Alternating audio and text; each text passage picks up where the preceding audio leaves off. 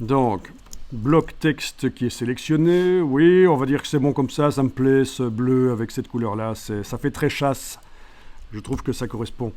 Surtout que cet oiseau a l'air délicieux avec une bonne sauce. Et 11 de ses congénères, ça fera une petite douzaine d'oiseaux délicieux. Je rigole, bien sûr. Je ne fais pas ça aux oiseaux. Je ne fais ça qu'avec les hamsters. Ok. Donc, j'ai déjà 3 versions de la couverture. Fichier enregistré sous. Et encore les 3 médaillons en bas avec des lions, c'est foireux. Par la suite, je peux aller modifier. Donc, fichier enregistré sous. Ça va être la version D. Attendez, est-ce que j'ai enregistré la version C? J'ai fait fichier enregistré. Ah ben non, j'avais oublié, tiens. Voilà. Ok, je viens de faire fichier enregistré, donc le fichier C est mis à jour sur les disques durs. Maintenant, je fais fichier enregistré sous, version D. Voilà. Qu'est-ce que je peux faire d'autre? Eh ben, dans ce cas-là, je vais double-cliquer sur l'image de l'oiseau, touche suppression. Je sélectionne le bloc. On voit ces vecteurs verts. Je fais CTRL D et je vais aller chercher un autre oiseau, ça va être celui-là. Voilà. Je double-clique, on voit les limites de l'image. Je le bouge avec la touche Shift enfoncée.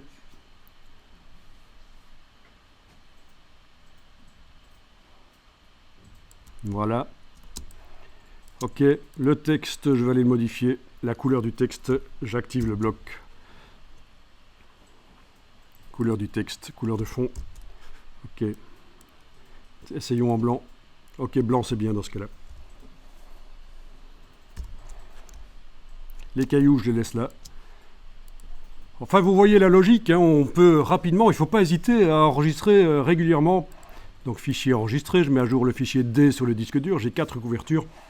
Après, on va voir comment on peut les voir ensemble côte à côte pour faire le choix, bien sûr.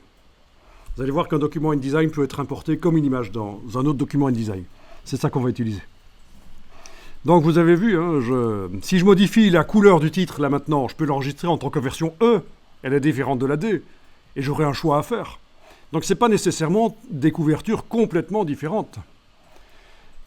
Donc en 1 heure, vous pouvez rapidement faire 12 versions de couverture, même 30 minutes. Ça peut être très sympa.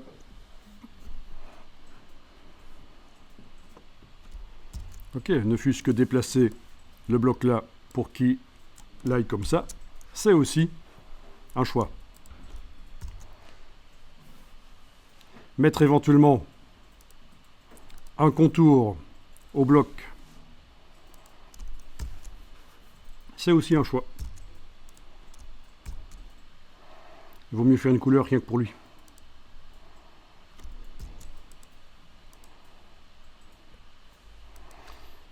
Je garde, contrairement à ce que vous pourriez croire, ici je garde les choses assez simples, c'est-à-dire que je n'explique pas tout. Sinon, ça va vous submerger sous le boulot. Là, on est vraiment orienté design, avec le minimum d'informations sur le fonctionnement de InDesign. Vous êtes déjà en train de faire de la créativité au niveau des couvertures.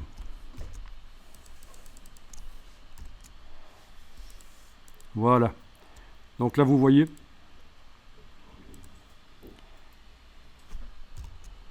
un contour de cette couleur-là sur le bloc qui a un fond vert, mais qui en fait, on ne le voit pas le fond vert, il est remplacé par l'image des galets.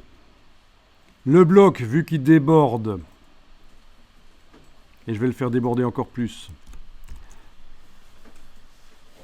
mais on ne voit que son côté.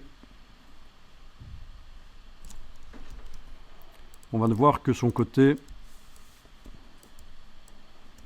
droit. Le bandeau bleu ici.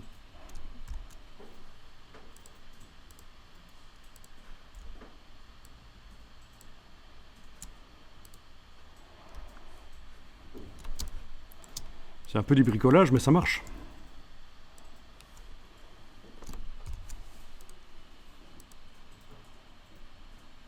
Voilà encore une autre version que je vais enregistrer E.